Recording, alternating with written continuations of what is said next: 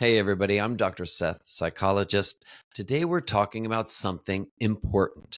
We're talking about recharging something and not just something simple like maybe your cell phone battery. No, we're talking about something much bigger than that. We're talking about recharging your life, your actual overall life. I believe that each one of us has a sort of life battery. Some people might call it their mojo, their zeal for life, their interest, their passion for life, their overall energy. Okay. And that's what we're going to be talking about, how you can recharge your life battery when you feel like it's running a little low. Now, to begin, I need to share something that you may already just know instinctively, that mindset matters, that your mindset really helps to determine a lot of how much battery you feel like you've got. But the thing is, in order to have a really good, positive life mindset, you need to have energy. You need to have energy. And sometimes our batteries can feel like they're running a little low. Sometimes just our general life battery feels like, gosh, we could use a little oomph of some sort. Of course, there are many different things that can sometimes cause our battery, our sense of internal battery, to feel like it's running a little low. It may be things at work. Maybe work is just tiring you out, or you're doing the routines, but you're just feeling like you're just not feeling the same motivation. You don't have the same energy at work. You don't have the same interest. It could be some sort of life disappointments that you've had. It could be some personal things in your life that have happened and kind of taken the wind out of your sail a little bit, just made you feel down or made you kind of second guess things, just feel uncomfortable or just not yourself. It could be the loss of something. Maybe you lost something that really mattered to you. It could be a person that you lost.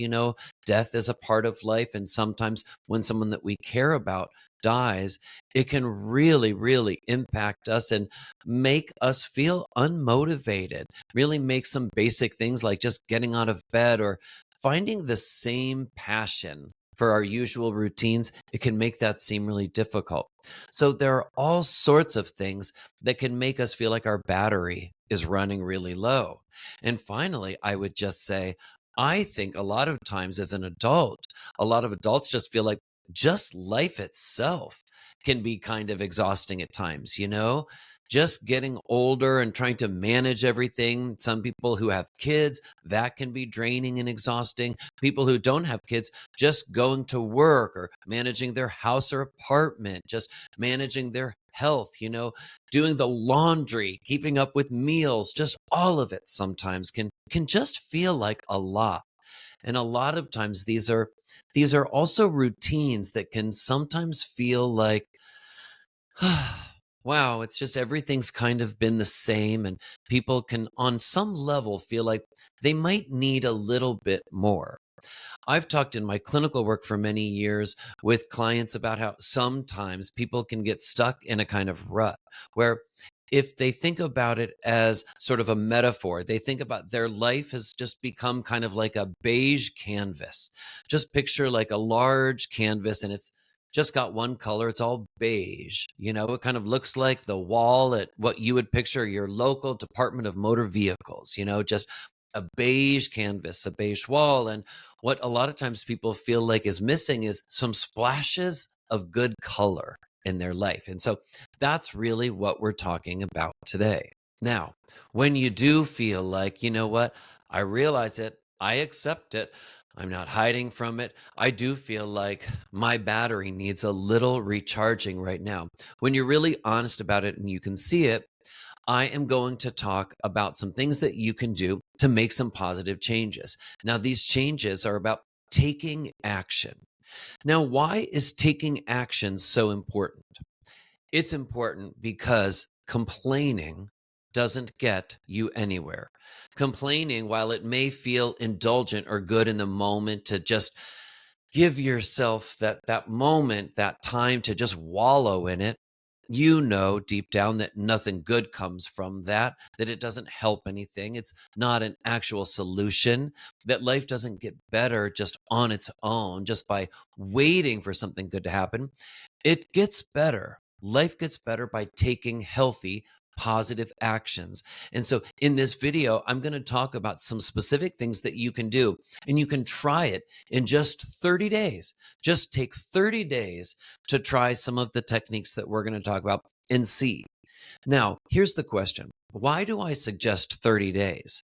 Why do I say try this for 30 days? Because that is actually how a lot of times our coping works. Good coping, us trying to figure out, well, what does help make me feel better? What is going to help me get my energy back? What is going to give me that pizzazz, that mojo back that I feel like I've kind of been missing? Well, you don't just find it by going to the library and finding a book that was specifically written for you that says, these are the 6 things that you can do, and there's a guarantee. We don't have that option. So by trial and error, we try different things. We try different positive things for a certain amount of time to see, hey, did this generate any sort of change? Now, 30 days I suggest, because what happens with goals is goals that are clear and that are time limited and realistic are much more likely to be achieved than some ongoing indefinite goal. If I were to tell you, try this for a year, you probably know yourself it's not going to happen. It's too long, it's too indefinite. So you can try something for an amount of time, like 30 days, which is a very realistic goal, and see if it generates any changes. All right. That explains the 30 days. And listen, when it comes to changing your life, to recharging your battery when you feel like your battery is a little low and your mindset could really use a boost, some positivity, when you feel like that, there are different ways that you can do it. There are different parts of your life that you can focus on to try to get to that result where your battery feels recharged. In this video, we are going to focus on building social connections. Building social connections. Why? Because social connections and social support matters. In fact, the research overwhelmingly supports it. Zell and colleagues in 2025 in the American Psychologist did, wait for it, 60 meta-analyses. 60 meta-analyses. These are major studies, okay, where they took 2,700 studies that involved 2.1 million participants. That's a lot of people, okay? 2.1 million participants. And the result of this massive project overwhelmingly found that social support is significantly associated with positive psychological adjustment. Okay. So psychological adjustment and social support go hand in hand. So if you have more social connections, you will feel better. You may feel more motivated. You may have more energy. You may feel more passion. You will feel more engaged in your life. And that is really what's happening when a person has sort of lost their sense of that battery. When they feel like their battery is low, what they really feel in some ways is kind of detached and kind of just disengaged. They're in their life, they're sort of plopped right there in the middle of their own life, but they're just not feeling the engagement, that they want. They're feeling that sort of beige canvas that I talked about earlier. All right, so now getting to the techniques, the nitty gritty, if you will, we're going to talk about what you can do in 30 days to try to build some more social connections in your life. First, if you live with anybody, you can start in the home. It's amazing because sometimes people can live together, live with family members or others, and they see people day in, day out, but actually they don't necessarily feel that engaged with them or that emotionally connected. Sometimes people can live in the same house and yet not even really know what the other one is doing and more concerningly, not even know how the other person might be feeling, how they're doing in their life. Maybe one person in the house is really feeling kind of low battery themselves, and the other person may not even know it, you know? So if you live with people, you can start in the home. Think, for example, about any of the current routines that you have with people that you live with. If, for example, it's normal for people to have meals together on a regular basis, that's not something to change.